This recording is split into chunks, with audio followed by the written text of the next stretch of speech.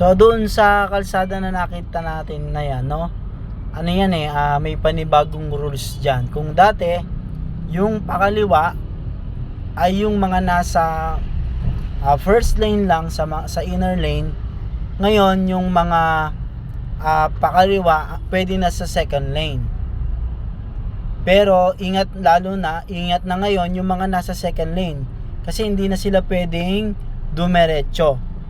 Kaya kung may bantay dyan, mahuhuli kayo, no? Kaya pagkadating sa mga ganyang lane, magiging be aware tayo, no? Kasi malayo pa naman, gusto ng enforcer ay makita natin yung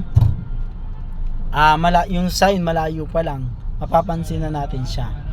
So i-update na din yan sa mga mapa na ganyan yung sitwasyon dyan, no?